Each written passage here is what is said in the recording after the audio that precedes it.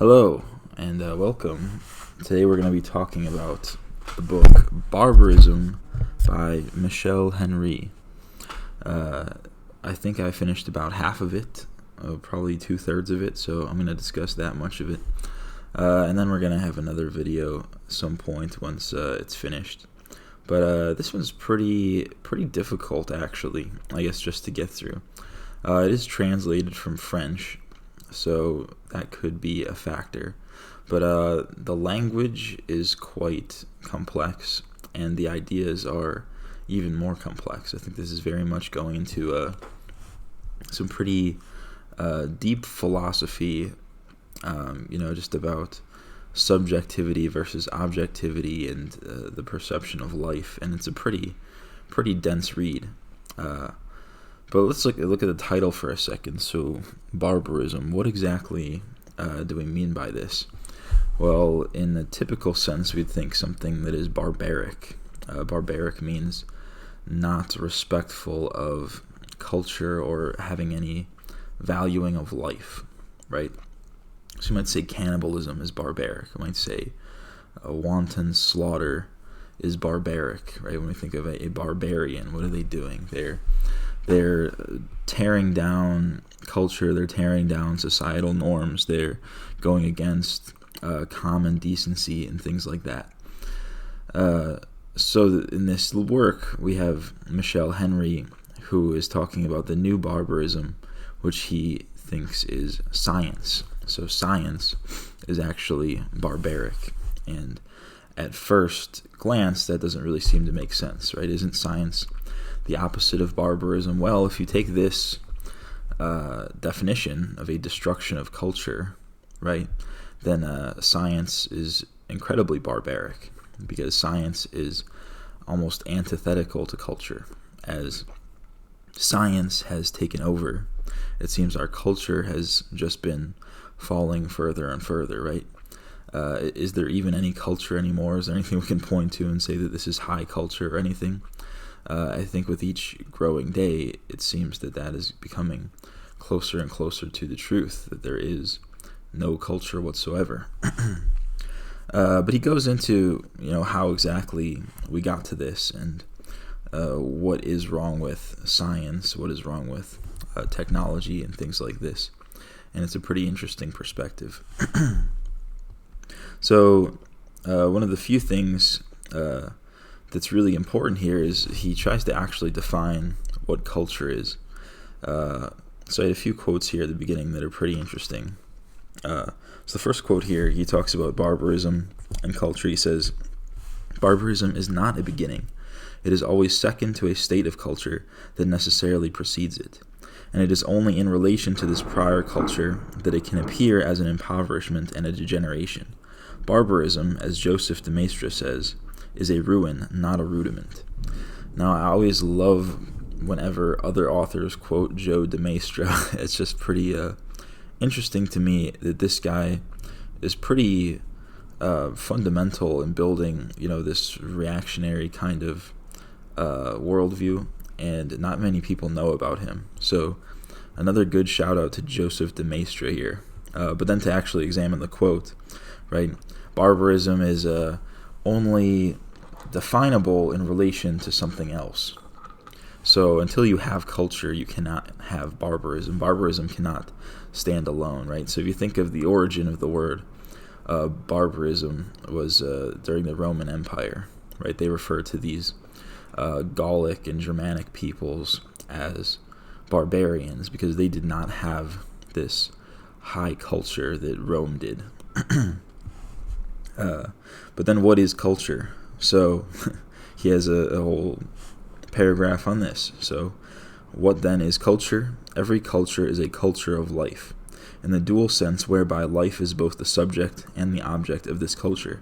It is an action that life exerts on itself, and through which it transforms itself, insofar as life is both transforming and transformed. Culture means nothing other than that. Culture refers to the self-transformation of life, the movement by which it continually changes itself in order to arrive at higher forms of realization and completeness, in order to grow. So I don't think I've ever heard a definition of culture quite like this. And I think it says simultaneously nothing and a whole lot. So he says, culture means nothing other than that. Well, that doesn't really tell us much, but I really like this, the fact that it is the subject and the object of life. So we have these two things that have to go hand in hand with each other. Culture is an aspect of life, but life impacts culture, right? So as a society goes through its life cycle, it creates its own culture, but then simultaneously that culture is going to have a pressure on the society itself. There's this feedback loop between the two that are constantly building, and we see that culture and life are inseparable. But it's a very interesting definition here, and I like it. I think it's a good definition, because we do know culture is very broad, so it needs a broad definition. But it also, there is a serious meaning here, something quite meaningful. I mean, because we see that culture is not, it's not unchanging, right? Culture is constantly being influenced and is the influencer, and I think this really captures that. So now moving on to the next chapter, he talks about science, right? So he starts to get into what exactly is wrong with science. And his first case study, I guess, is this monastery. There's this monastery, I want to say, in Italy. I don't quite remember. I read it a few weeks ago. But he talks about the monastery and how throughout the years it was it sort of became dilapidated. So this is like a 2,000-year-old monastery, and obviously after 2,000 years, some of the tiles that had this very beautiful mosaic tile started to wear away, and it had to be restored. So naturally, you have this ancient building. It's going to have to take some modern restorations in order to keep it in good-looking condition.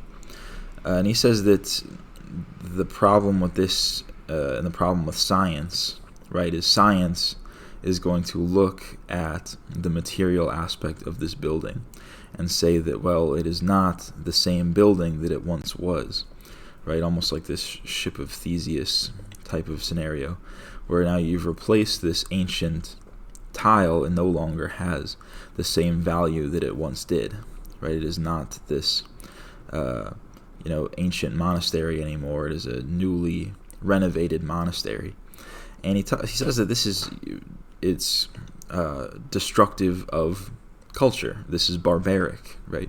Because obviously there is a whole lot of meaning here. There is a lot of meaning to this building, and this is what science does not capture.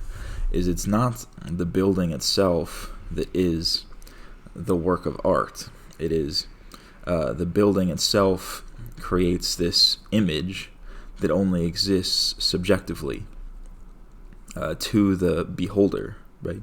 And you have this image that is going to extend beyond the material, is something that cannot really be described, and that is a very important thing. That is art. That has meaning. And by the scientist who is going to try to take that away and try to limit this building only to its material aspect, is being barbaric, right? They're working towards destruction of culture and therefore destruction of life. So quite interesting case study. So Cassius says later on, Henry also calls culture the natural way for life to strive for truth. That's another pretty interesting definition. I'm going to have to try and find that quote to see the context, but I would love to see what exactly he had to say about that. So I have a quote here. Science as such has no relation with culture, because it develops outside of its realm. We sought to establish this situation in the preceding chapter, and on its own it does not justify any pejorative evaluation or condemnation that would lead to the disqualification of science. The philosopher has the duty to intervene only when the domain of science is understood as the sole existing domain of true being and subsequently leads to the rejection of the domain of life and culture, the rejection of the domain of life and culture into non-being or an illusory appearance. Once again, it is not scientific knowledge that is in question. It is the ideology joined to it today, which holds that it is the sole possible knowledge and that all other ones must be eliminated. Amidst the collapse of all beliefs, this is the sole belief that persists in the modern world, the previously encountered and universally echoed conviction that knowledge means science. So, very good paragraph that pretty much sums up the modern philosophy of scientism.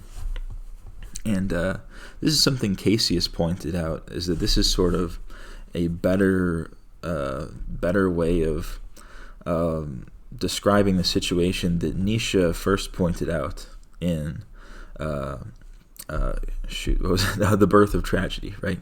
He called this the Apollonian taking over the Dionysian, right? And he called this logical idea was birthed with Socrates. But Michel Henry, he points it to Galileo, so he often calls it the Galilean ideology. And I think this is much more accurate because, like he says here, there is not really a problem with science by itself, right? Science, and if you are a scientist, you understand science is a process by which we analyze the world and try to obtain knowledge.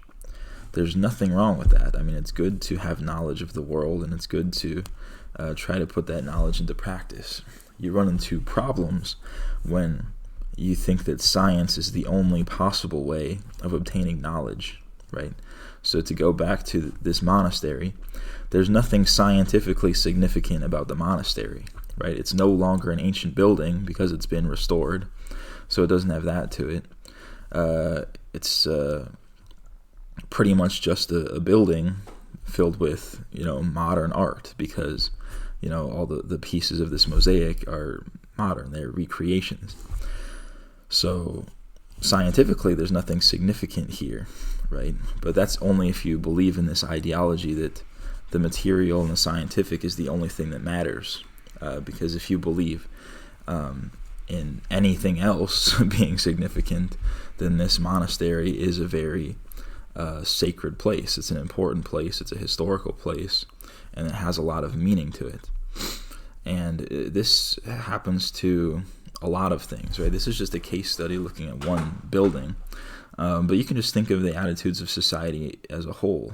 Things like religion in general are just looked upon as relics. There's nothing scientific to them. There's nothing important to them. There's nothing tangible. There's nothing useful. Therefore, science says we don't need this. It's not important. But it is very important. And there is a lot that you can know through religion, through philosophy, through feeling, right? These are actually important things other than just a pure scientific worldview. So, pretty important way of looking at things. And, like Casey says, I think this is a better description of the situation than what Nietzsche puts forward. So, into the next chapter, I have a quote here. So, he's talking about science. He says, "It does just the opposite. It tears down and blindly removes what patient generations of admirers, artisans, and artists had done in order to give the masterpiece the fullness of its beauty and sense.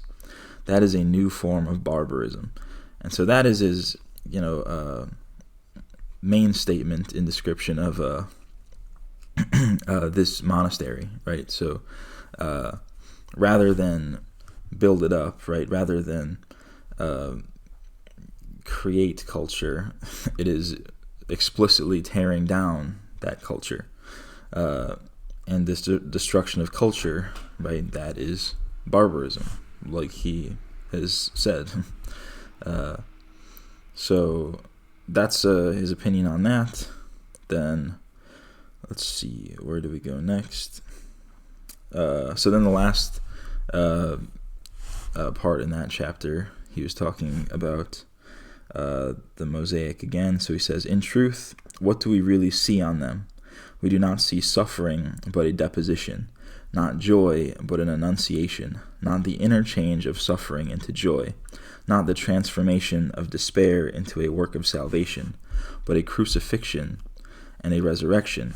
We do not see humility, the humility of life, which is the humility of life which did not create itself, and for which auto-affection is the pathos of its creation, but the washing of feet.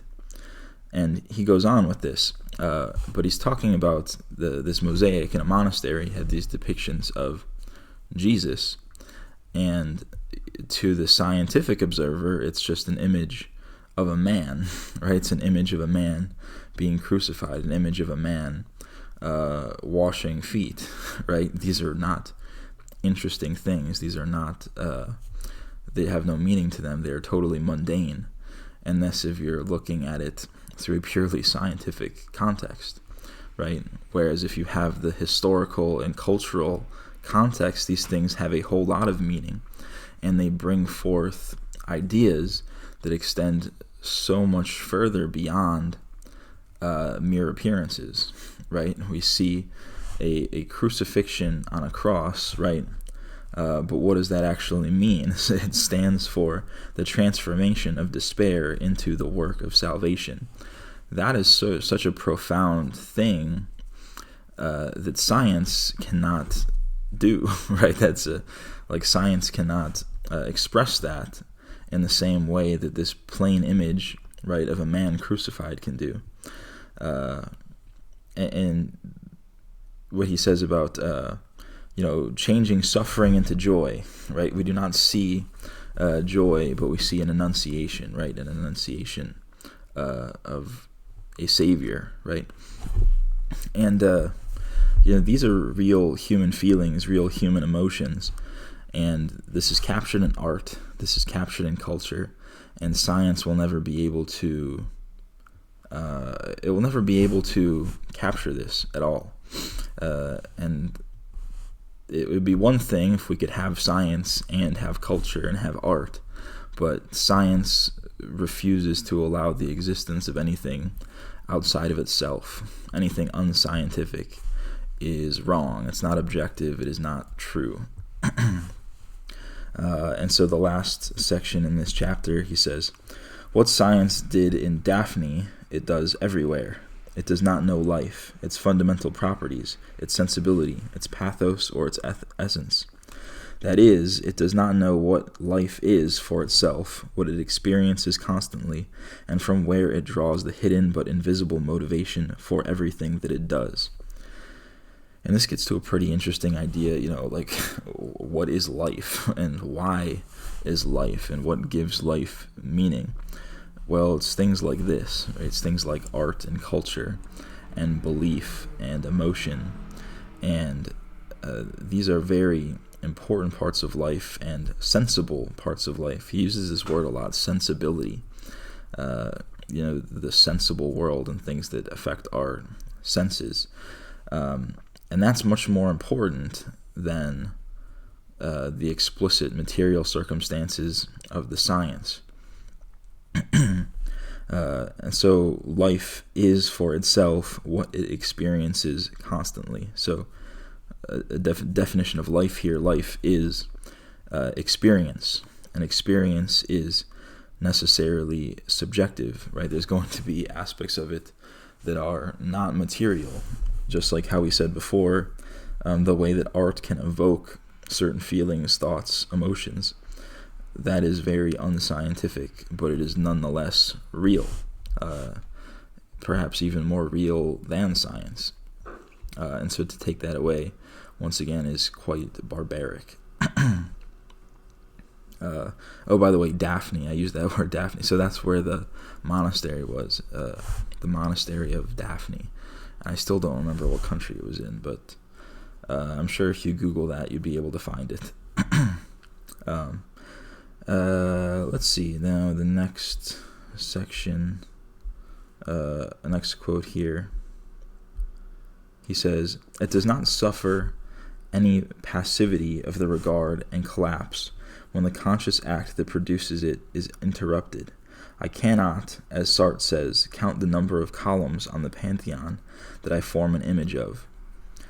So the context of this, right, it's sort of how a material object, right, there's a version of it that exists in your mind, that exists only subjectively, and this is no less real than the so-called real version, the material version of that thing.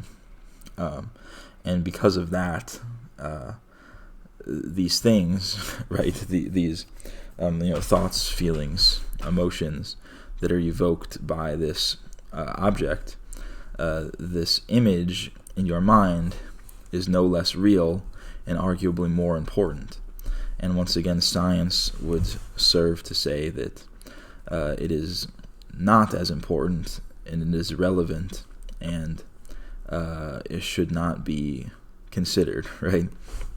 And so he uses this image of a building, right? A pantheon, so like a Greek temple building, and he says, you can quite clearly form an image of this, right? You can do it right now, form a mental image of this Greek temple.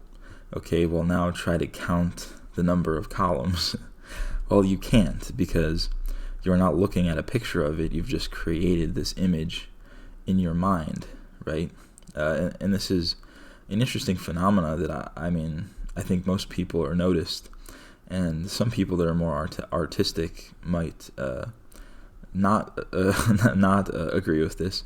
But if you ever try to draw something, draw something that you know so well, right? Like an image of your own face or your house, right? You think you know it perfectly. You can picture an image of your own face or an image of your own house perfectly clearly in your head. Yet if you try to put pencil to paper and draw that image, you can't do it, and it's out of proportion and nothing makes sense.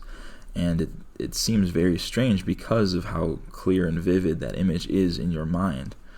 But that thing exists outside of the material world, and trying to bring that into materiality is not an easy task, right? And it's just very interesting, and I think we don't really consider how this, extension of the object into your subjective world is very real, right? You've created this subjective perception, the subjective version of an object, right, of an objective thing, but it is really no less real or no less significant than the so-called real object. And that's one of the things that Henry is trying to get across here. Very interesting, because once again, if you try to take away the meaning behind that, if you take away, destroy this image that you have in your head, that is pretty barbaric, because this image probably has a lot of meaning to you. When you think of an image of your own home, it is much more than just four walls. I think there's a lot of things associated with this, feelings, emotions, that are quite important, and to take those away is pretty barbaric. And then he moves on to talk about science. So he says when technology is what he talks about. So he says when science is left alone, technology is the result. And so here's an interesting definition of technology that he uses. He says, technology is alchemy. It is the self-fulfillment of nature in place of the self-fulfillment of the life that we are. It is barbarism, the new barbarism of our time and place of culture. So he has this hypothesis that technology has been the replacement of culture. So we see that science has led to not an increase in culture, rather a decay of culture, but what has come to rise in its place. Well, that is going to be technology.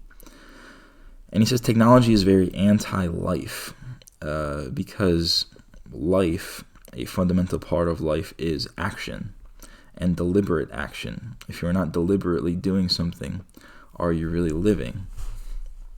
And so technology sort of takes that all away from us, and this is going to be increasingly a thing that is increasingly important for us to consider, going forward with automation, right? And this was written, I believe, in 1987, so not as much of the automation going on as we're seeing today, but I think this is the logical conclusion of what he's going on with here, of what he's beginning to observe, is you're taking away this deliberate action out of life. And as things get automated through technology, life as we know it doesn't really exist. You're not really living. You're not doing anything. You're not taking any deliberate action. All of these actions are being done by machines that have been programmed to behave in a certain way, and you aren't playing no part of that. And this is kind of getting more into Kaczynski sort of territory. But if you have no say in your own existence, right? If you are not taking any actions to live, if you are not providing for your own food, providing for your own shelter, if you are not creating anything, if you are not doing anything, your humanity is sort of sucked away. You become less human, and this is why technology is anti-life.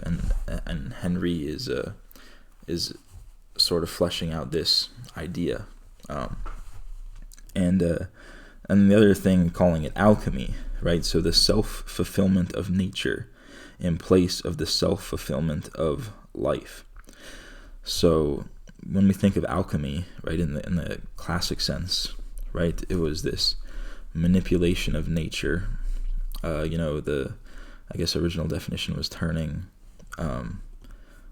something into gold, to turn lead into gold, right? So this transmutation of nature. Well, how different is technology, right? Because technology has allowed us to do quite similar things, right? In what we can transform objects and transform nature into, right? We can look at a river and turn it into a power plant. That is a transformation. That is alchemy in a sense. But in doing so, we are taking away our deliberateness, right? As soon as that power plant is made, it exists and it is producing power. We are no longer choosing to produce power, right? It's not like somebody gets up every day and says, should we keep this power plant on or should we turn it off? Well, no, it's just assumed that it's going to stay on and it's going to continue to exist as it has always existed. And it is no longer a deliberate thing. It's not something that is thought about. It's just something that plainly exists. And it's quite interesting when you start thinking about technology in that way, because it is very true. And once again, this is another, Kaczynski type point. But once something is here, it doesn't go away in that same sense. And this is something even Chesterton talks about, right? You often hear this phrase, X is here to stay, right? It's here to stay, meaning there's no possible way to get rid of it. It has become a part of life, right? And we could say something like automobiles, they are here to stay. They are here to stay. There's no way we could get rid of automobiles. So there's no longer this deliberate choice. There's no longer a deliberate action to maintain the automobile. It just simply maintains itself and has this large system around it that is built towards maintaining itself. So Cassius says, Satanta explained how alchemy was a metaphor for self-actualization. That's interesting. I would actually really like to have him on to talk about that at some point. You can't unsplit the atom or unplug the internet. Yeah, extremely true. Like nobody, I don't know, you like when you think about the internet, it's not something that is a choice. It just exists, and our society revolves around it, and there's nothing deliberate to it. Like we don't have a referendum every year. Like, should we keep the internet? No, it exists, and it's here, and it's never going away. Same with how you said, you can't unsplit the atom, right? We have that knowledge. We've produced all of these bombs. There's no deliberate action to say, well, should we keep them? No, that we're going to keep them, and we're going to keep producing more because they exist, and now we have to. This system perpetuates itself, right? So very interesting thoughts on technology here, but technology isn't really the focus of this. That was really only one facet. The rest of this is mostly concerned with science in general. So another thing here on technology. So he says, besides no authority exists in the world. Besides no authority exists that would be different from this device and from the scientific knowledge materializing in it that would decide whether or not it should be realized. The technological world thus spreads like a cancer. It produces and guides itself in the absence of any norms, in its perfect indifference toward everything that is not itself, toward life. So, quite good job of summarizing, what I was saying just there, right? So he says, this technology self-perpetuates, it spreads like a cancer, right? And it doesn't really have any thought, it doesn't have any rhyme or reason, right? We produce these things because we can, because that's just the next logical progression of our science, right? We never stop to say, well, is a artificial intelligence really going to help our lives? Like, is it actually going to, put plenty of people out of work? Is it going to be detrimental to us? Nobody really stops to think about this. It just happens, and it just endlessly marches forward. And you could point to very many things like this, and this is not, totally new thoughts, right? And like I said, other people, Chesterton, Kaczynski, have talked about this, but I think he says it in a very good way here. But like I was saying, this was sort of the one chapter that talks about technology, and then he moves on to these different facets of science in general.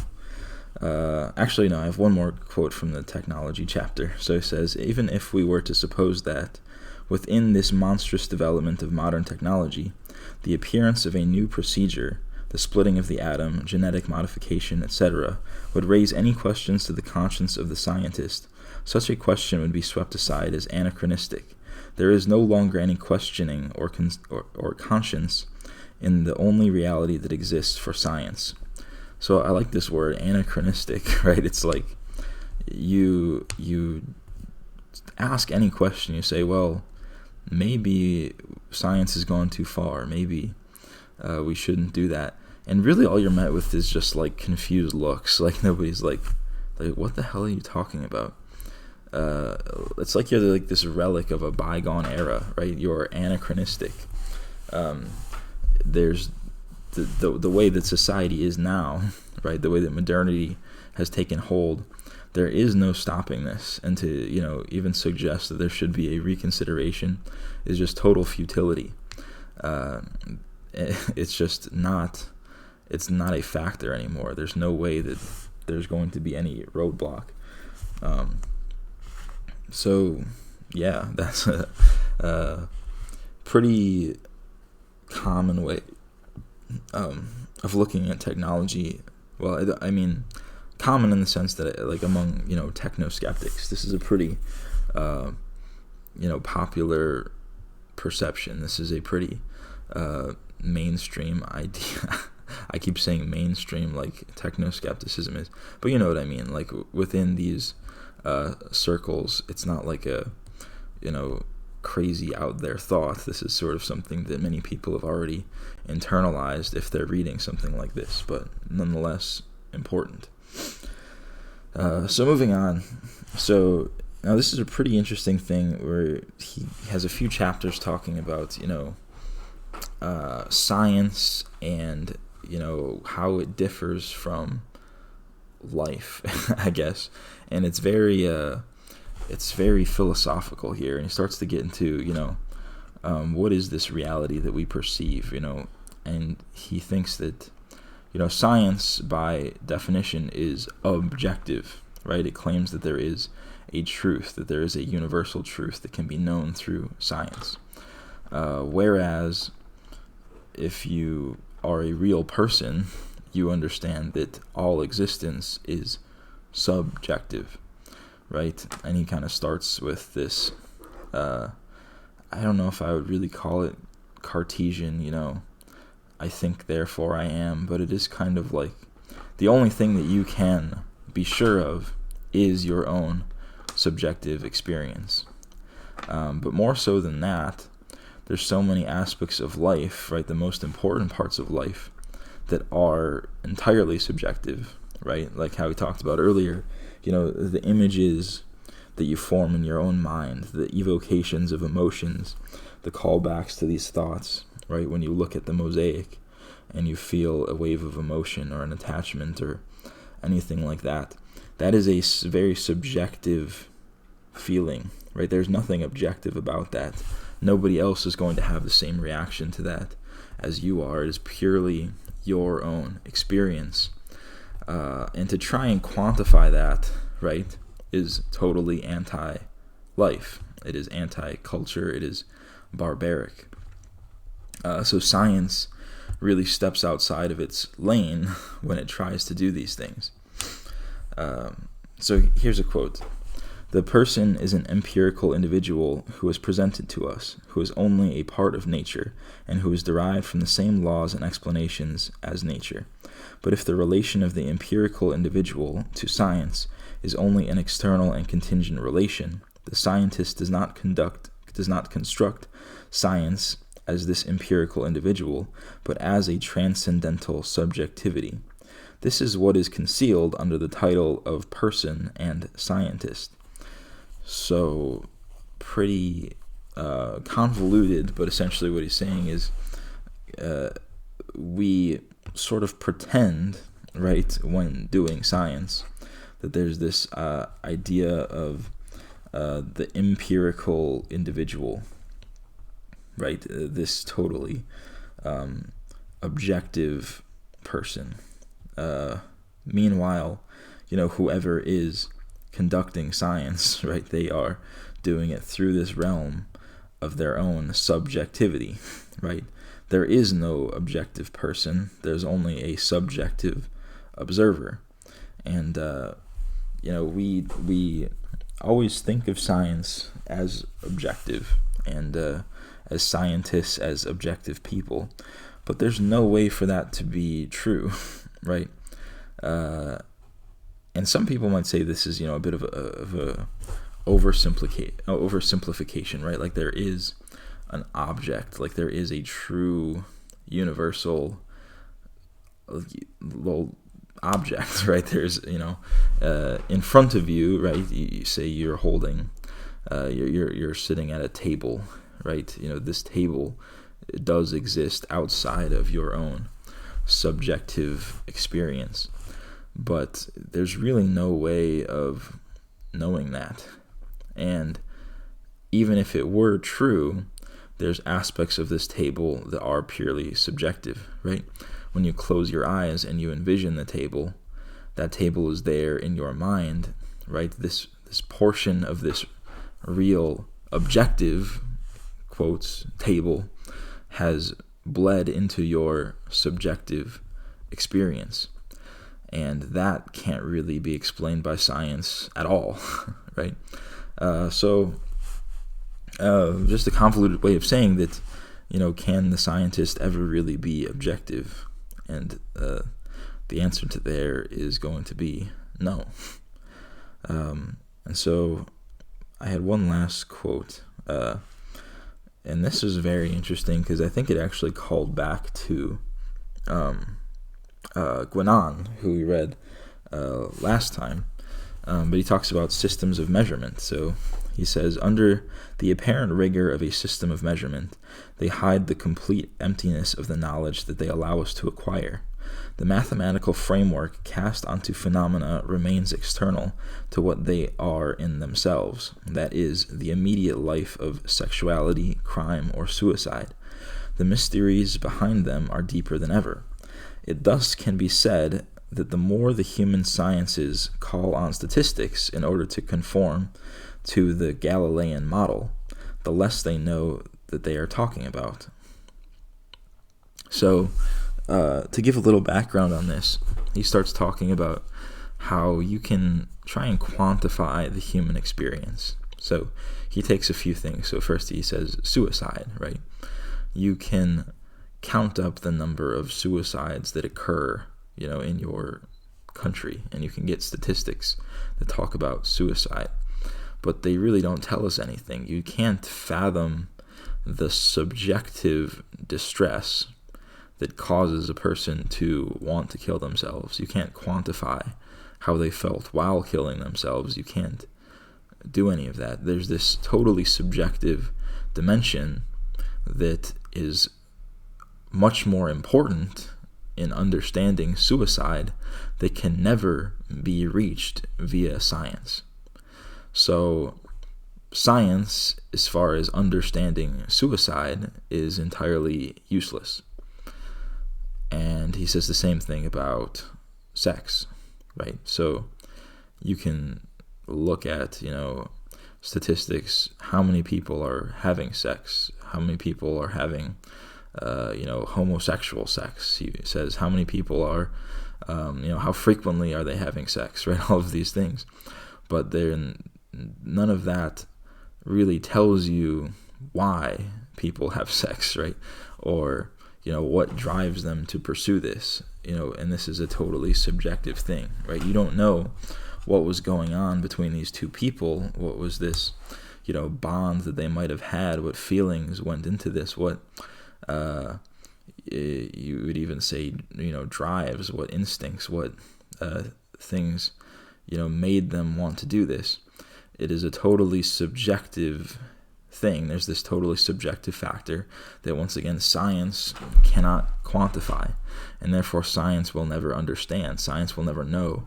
And pretty much the only important parts of this are the subjective parts. And since we can't know them, why even bother with the science? And even brings this up about crime. Like, you can look at who's committing crimes, how many crimes are being committed, what type of crime, but you still don't have the psychology of the criminal, right? That is subjective. You don't know what was actually going on in their head that made them commit crimes. So all of this knowledge of statistics is totally useless in the face of subjective life, right? Life is subjective, and this is one of the main points he tries to get through in these later chapters. That life, right, it cannot be turned into an object. And this is, like I said, this sort of calls back to Guinan, who, he describes this as the reign of quantity, right? Life exists in quality, right? We observe the qualities of life. And this is going to come, in feelings and emotions and things like that, and that is what life is. Life is experienced as a qualia, right? Whereas you try to analyze life via quantity, right? And Guinan calls it, measurement. And here we have Henry talking about statistics, right? And so measurement, statistics. Guinan even has a whole chapter devoted to statistics we talked about. And this is the attempt to quantify life when life is purely subjective. It is purely qualitative, and it is always going to fall flat, and it is always going to take something away from life. And by trying to quantify it, you are actually being destructive towards life, right? This is anti-life, and this is what he calls barbarism, right? So that is where I ended, and hopefully I'll come back to finish this book next week. But yeah, some really interesting thoughts here, and if anybody has anything they'd like to say, anything you want to post in the chat, or I can even open up the phone lines if you guys are interested. But yeah, it's a very interesting book. Not an easy book. I don't know. I don't know. I guess I'm still kind of torn about whether I think how well this stacks up to other similar works, because this actually is quite similar to Guinan, but in a less, I guess it's less esoteric. I'll definitely say that. He's kind of sticking within this framework of Western philosophy, whereas Guinan combines a whole lot of different things, Eastern, Western, and the perennialist tradition. Whereas Henry is a Western philosopher at heart. So I see Casey has hopped into chat. I don't think I can hear you. It looks like you don't have a mic or anything plugged in. All right, now I can hear you. Wait, let me switch my audio thing so that people can hear you. Let's see. Multi-output device. I'm just learning how to actually use a computer, and it's just kind of ridiculous. All right, here we go. All right. Let's see. Hello. All right, so I can hear you. Let's see if they can hear you. Here, now say something. Hello. Okay, I think it actually worked. All right. And if anybody watching, if you can't hear Casey, please let me know. But I think we're all set up. All right, so what do you have to say? I have to say, I think Henry's perspective on how we should view life, or just reality, I guess, is really interesting. And one I can't really say I've heard before. Well, he says we should start from, our basic subjective experience, which is really all we know. Well, I think, you sort of have, Descartes, right? He was the first person to really view philosophy in that way. We kind of call it the Cartesian philosophy. So I don't know how original it is, per se, but I think he's one of the few people that's taken it to this logical conclusion. Do you agree with that? Yeah, that's what I meant. And I think it's really interesting because it's so radical, I guess, so reactionary, especially at this day and age. Leads to interesting ideas, because he brought up Galileo as the real beginning of all this. And so, I joked that this is like geocentrism, right, is real. That was what started it all, really. If we go back to Galileo, he said the sun, the Earth revolves around the sun, but from every human's perspective, the sun goes around in the sky every day. So what's real if we have to go off of just what we know, living our lives? The Right. sun circles the Earth then. Yeah, in the each person's subjective experience, right? You're exactly right. The world is very much geocentric, right? You could even say the Earth is flat, right? For all intents and purposes, to your experience, you are never going to experience a curved Earth, right? So everything that you know, everything that you can sense. Your sensibility tells you that the Earth is flat, right? And that's not to say, we are flat earthers, but it's an interesting way of looking at life in, through this subjective lens. And everybody's so concerned with this, objective scientific truth, but that's not a prerequisite for living, right? A prerequisite for living is so much more than that. We have, and I like that you bring up how this is radical, right? Because really, he's not saying anything so radical. He's saying we need to care about culture and we need to care about life. And, that shouldn't be radical, but it very much is. And, the important things in life are not coming to us through science. They're coming to us through sensibility, like he says. And so that's, we put too much of a focus on science when we should be focusing on these other things. Yeah. You agree? Yeah, Henry goes into culture, yeah, and then economics too. He touches on, and yeah, from his point of view, we're really looking at economic problems, cultural problems, and trying to work backwards. How do we fix this? But yeah, from this, it's a problem from the beginning of how we understand things, our overly scientific way we see things today. That's what causes all these cultural problems.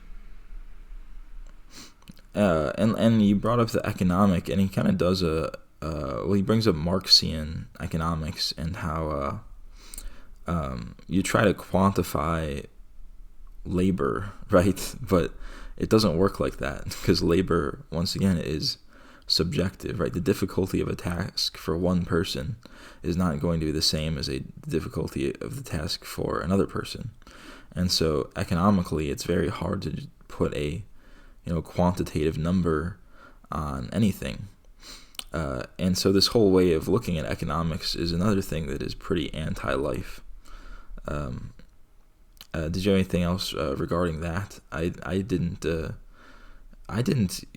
read too much into the economic part, but maybe you got more out of that section. He said a little bit about how capitalism works, as long as it is tied to life and not economics for economic sakes, per se, where you're chasing profit margins. You need to please your shareholders and all that. That's not based on life. And that, obviously, we see today. It's a big runaway problem. Well, the economy itself is kind of similar to technology in the way that really all it does is it sustains itself automatically, and there is nothing really deliberate to it.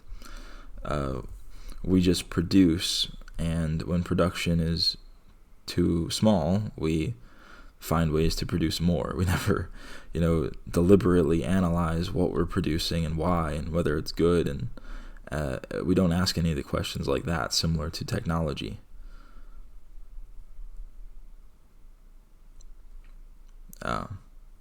Well, Casey, did you have any other thoughts you wanted to add?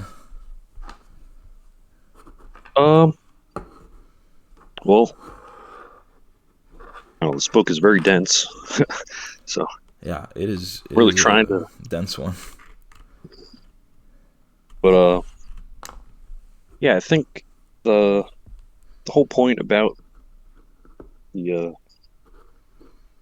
radical subjectivity, as he calls it, that point of view, is really instrumental in forming or explaining a different worldview. So if we want to affect change in the world, right, like positive change that we want to see, I think this is a good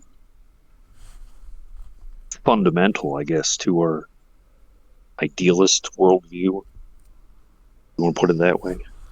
Yeah, and I'm glad you brought that up because you mentioned earlier you wished Satanta was here to read this one because that was sort of his whole thing, talking about idealism and subjective existence, and what you can actually know and what you can actually perceive to be real. And this really does go into that in a pretty interesting way and comes up with conclusions that are very much in line with this reactionary worldview, right? So yeah, I think definitely, if you want to sort of flesh out this idealistic worldview like Satanta was talking about, this is definitely an important text for that. Yeah, he's the real big brain. Love to hear his take on this book.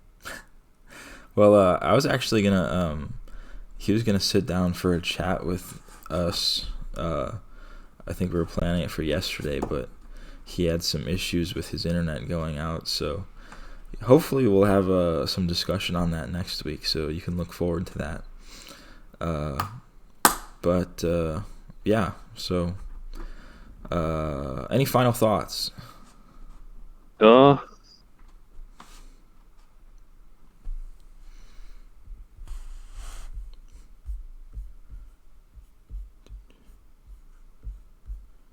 Uh-oh. Hello? Oh, did I lose you?